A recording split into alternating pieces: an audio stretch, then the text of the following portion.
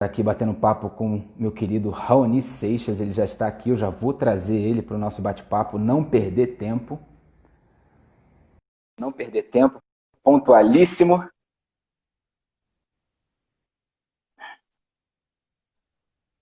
Aê, conseguimos. Muito, muito boa noite, Raoni. Tudo bem? Seja Peraí, tudo ótimo, graças a Deus, e você? a câmera do Instagram sempre fica diferente aqui. Peraí, deixa eu me ajeitar. Tá bom, acho que assim tá bom, né?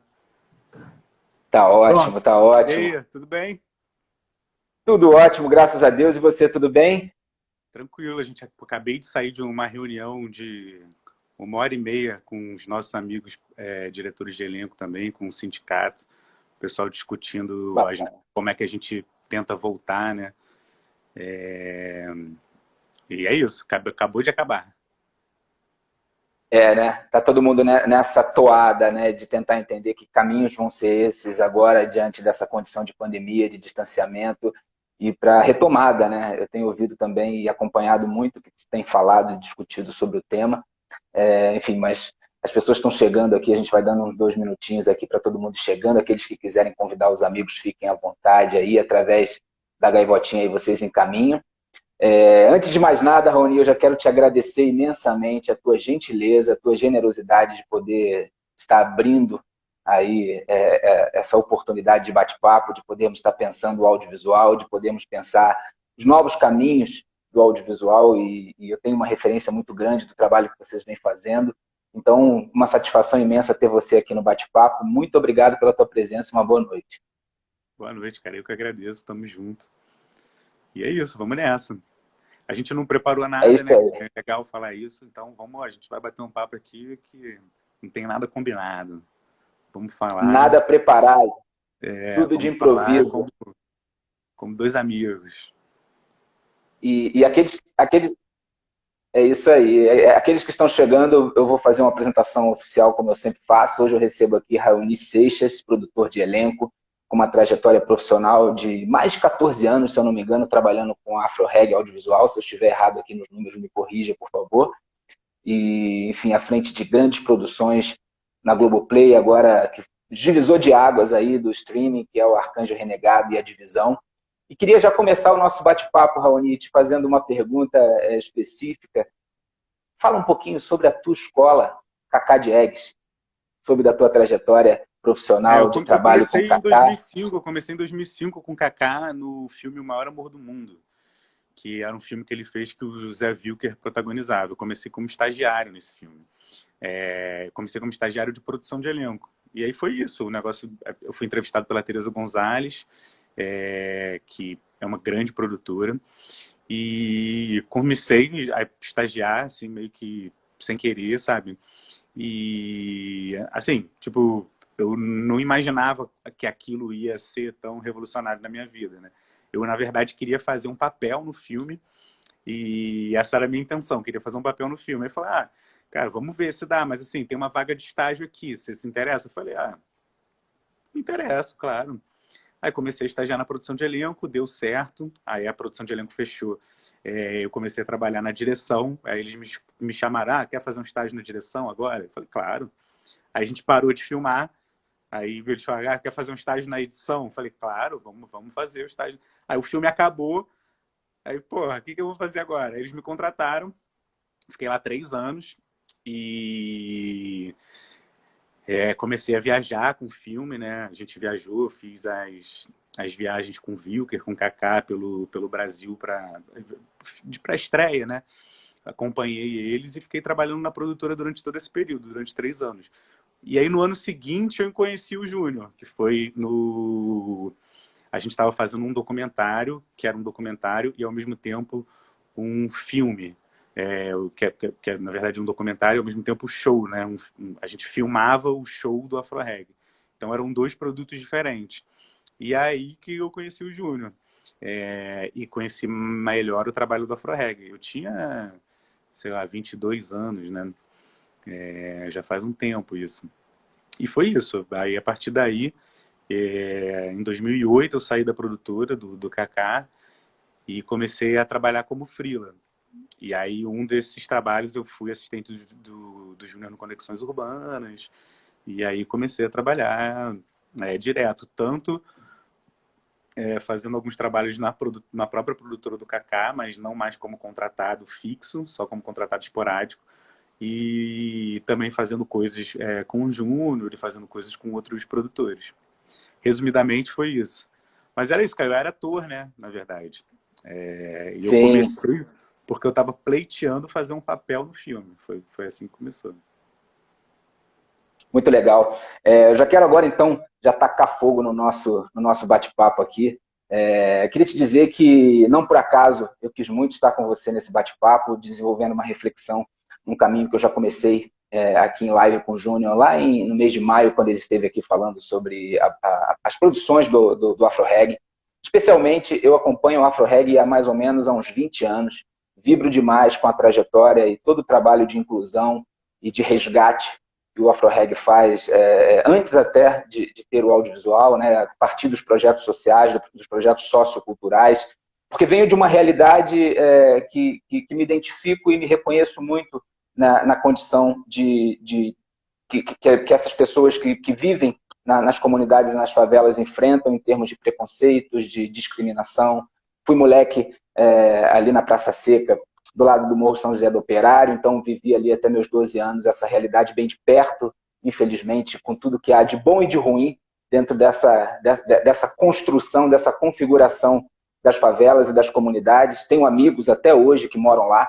E assim, a grande verdade é que quem vive nas comunidades e nas favelas, principalmente um garoto, eu fui moleque ali até meus 12 anos, tem duas referências, né? Do bem e do mal, do bandido e do policial, né? E de sucesso, assim, por outros caminhos, através do esporte, através da arte, né? Através da música, através do futebol, enfim. Tanto é que é um celeiro de grandes jogadores, de grandes músicos, cantores de samba, etc, etc. Então, me identifico e me reconheço muito no trabalho que o Afro Reggae vem desenvolvendo, porque entendo o quanto é difícil essa inclusão e essa acessibilidade. A partir da Afro Reggae audiovisual e do trabalho que vocês vêm desenvolvendo agora recentemente, são 4 anos da Afro Reggae, o Raoni? Eu acho que é isso. Já faz um tempinho que a gente filmou a divisão, mas o Afro Reggae nasce antes disso. A Afro Reggae audiovisual nasce antes disso. Então acho que é isso mesmo, 4 anos.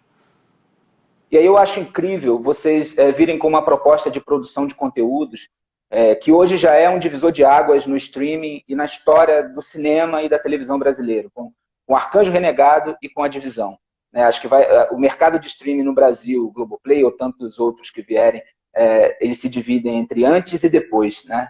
Esse estrondoso sucesso que foi Arcanjo, trazendo ali uma receita que mistura contextos muito diversos, né? Sobretudo não atores trabalhando com atores, uma nova filosofia de trabalho dando oportunidades e colocando o negro numa condição de igualdade e de poder.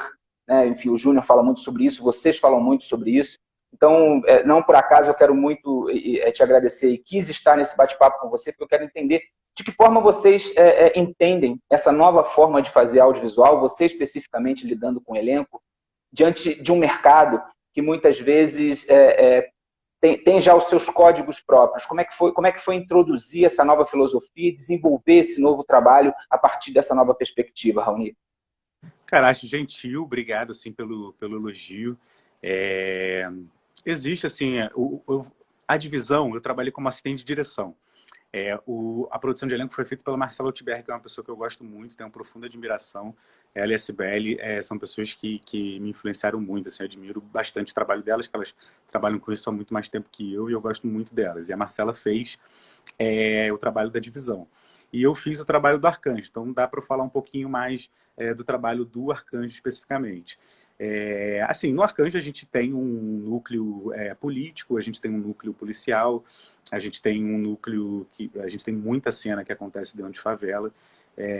Então a gente fez essa opção de tentar, a gente precisa, para o negócio funcionar, para o espectador acreditar, a gente precisa trazer uma dose de realidade. Assim, como é que a gente faz isso, né? Então é muito difícil você, sei lá, um exemplo, né? Você pegar 10 atores e transformar eles com todos os trejeitos, por mais que eles ensaiem 1 hora, um ano, que eles vão ter os trejeitos todos corretos dos policiais e as falas e as gírias, né? Porque os caras têm gírias, eles têm coisas que são muito específicas, que só lá dentro, assim, você saberia, né? E, inclusive, isso foi uma questão, porque muitos policiais que viram o Arcanjo de início ficaram assim, caramba, tem muita coisa nossa ali na tela que não era pra galera ver, sabe? Que história é essa, assim? Pô, os caras estão filmando, estão falando a nossa linguagem, que papo é esse? E, ao mesmo tempo, a gente filma em favela, então a gente precisa trazer essas pessoas para dentro, a gente precisa ter uma dose de realidade, assim. Então, óbvio que tem uma questão, que é a questão de dar oportunidade, porque isso está no DNA da parada, né? Assim, o Júnior, desde que ele começa na ONG Afro-Reggae, ele tem isso. Então, claro que o Afro-Reggae audiovisual também vai ter isso. Mas mais do que dar, assim, a questão de dar oportunidade para as pessoas, que é importante, mas também tem, assim, as pessoas também trazem coisas para a gente, entendeu? A dramaturgia, a nossa função é contar uma história. Então, a história fica melhor contada quando você tem ali do outro lado da câmera, na frente da câmera, uma pessoa que sabe exatamente do que a gente está falando, sabe exatamente o que é esse universo, sabe exatamente o que está acontecendo. Então, acho que é isso, assim. Então, é uma pesquisa muito grande, realmente, que eu faço, buscando trazer isso, buscando trazer as pessoas certas para os papéis, sabe? Para a coisa ficar realmente, para a coisa realmente funcionar, para a coisa realmente dar certo. Então, isso, assim. Mas, assim, sim, é óbvio que tem uma coisa que é nova, assim, no sentido de que a gente está tentando forçar o tempo inteiro esse olhar, mas também já tiveram muitas outras produções que também já fizeram isso, assim, sabe? Tipo, botar uma pessoa, subverter o lugar da atuação não é uma novidade. Se você pega os 5 vezes Sim. Favela, da década de 50, do cinema novo, entendeu? Isso já tem. Você pega o Ladrões de Bicicleta, que é um filme italiano que, que, que inspira o cinema novo, isso já existe, sabe? Já tem. Numa outra dose, numa outra experimentação, de um outro tipo, mas tem também. Então, eu acho que o que a gente está fazendo que pode ser, na real, novo, não é nem esse processo de escolha, mas é um processo de você colocar, aí sim, eu acho que isso que é a força, sabe? De você botar em lugares que você não costuma ver pessoas que você não imaginaria que estivessem lá, por exemplo. Na segunda temporada, tem que pensar, às vezes eu tenho que pensar para não dar nenhum spoiler da segunda temporada. Mas na segunda temporada, por exemplo, a gente tem uma reitora que é negra, a gente tem uma presidente da Assembleia Legislativa do Estado do Rio de Janeiro que é negra, e a gente não realmente, assim, se você for parar para pensar, eu não conheço uma presidente da Assembleia Legislativa, ou até mesmo uma reitora, assim. Eu não estou dizendo que não há negros ocupando espaço de destaque, não é isso que eu estou falando, mas, assim, especificamente, uma presidente da Assembleia, uma reitora, a gente não vê muito, sabe? Então, acho que isso, não vê muito não existe. Assim, eu, pelo menos, não conheço. Então, acho que isso, sim, que é novo, sabe? É exercitar um olhar que, quando você vê os produtos audiovisual brasileiro, produto audiovisual brasileiro, nem sempre você vê essas pessoas ocupando esse espaço, sabe? Eu convidei um ator agora para fazer um papel, e aí eu convidei ele, e era um papel de um policial, assim, e ele não viu, ele não pegou o roteiro para ler. Ele só viu o papel do policial, aí depois de ele ficou, eu falei, manda uma self-tape pra gente. Aí ele ficou uns 3 dias sumido, eu falei, pô, o que aconteceu? Aí falei com ele, né, liguei para ele. Aí o cara falou assim, cara, é porque essa coisa de fazer um policial, eu estou meio sensível, eu não sei se eu quero mais fazer esse tipo. Eu falei, cara, não, olha só, se a gente está te chamando para fazer isso, é porque esse policial tem um negócio que é diferente. A gente não ia te chamar você para fazer um papel parecido com o que você está acostumado a fazer. Assim. Então, pô, dá uma lida, porque você vai entender que o cara não é isso que você está acostumado. É um outro tipo de... O cara é um outro... Eu não posso contar muito. Mas então é isso, assim, é uma coisa que a gente pensa, entendeu? Tipo, vamos chamar uma pessoa, mas assim, não é para ela fazer a mesma coisa, não é para ela, sabe? É isso, assim, existe essa preocupação nossa de exercer um novo olhar, sabe? Isso existe. Sim, muito interessante. Deixa eu perguntar para as pessoas, vocês estão vendo bem as nossas imagens? É que para mim você está granulando um pouquinho, Raoni. Agora acho que deu uma melhorada, senão qualquer coisa eu mudo a conexão aqui, mas eu acho que agora deu uma estabilizada das variações de internet. E Eu assim, tô te, Raoni, e essa questão, tá me ouvindo bem? Me vendo bem? tô te falando. E essa questão da indústria em si, né? Você falou sobre a oportunidade de colocar negros em papéis que normalmente os negros não são vistos, mas nós temos a consciência que o Brasil é um país muito preconceituoso, em todos os sentidos. O preconceito em relação, por exemplo, à desigualdade social, né? Aos moradores de favela, de comunidade, não só em relação ao negro, o branco também da comunidade sofre preconceito. E existe, na verdade, um modelo já pré-estabelecido de produção de audiovisual, né, que tem um formato. Como é que é levar essas novas propostas para uma grande indústria e de que forma a indústria recebe essas propostas de alguma forma, subverter um contexto já ali pré-estabelecido? Cara, eu só posso falar da direção de elenco especificamente, assim. E eu acho que a recepção foi muito boa, né? Porque o Arcanjo, ele é a série de maior exibição do streaming do Globoplay, né? A série de melhor abertura, acho que é uma das séries, é a série mais visualizada. Então acho que a resposta das pessoas tem sido muito boa. Eu acho que o Globoplay hoje tem 6 milhões de assinantes, acho, né? Eu não posso dizer o certo, eu não sei. Mas eu acho que é um número assim, que aumentou muito e é um número expressivo, sabe?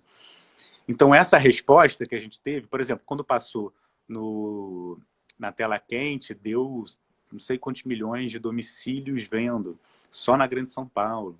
Então são números muito expressivos. Sim. Eu acho que o público também tem uma sede de histórias brasileiras, sabe?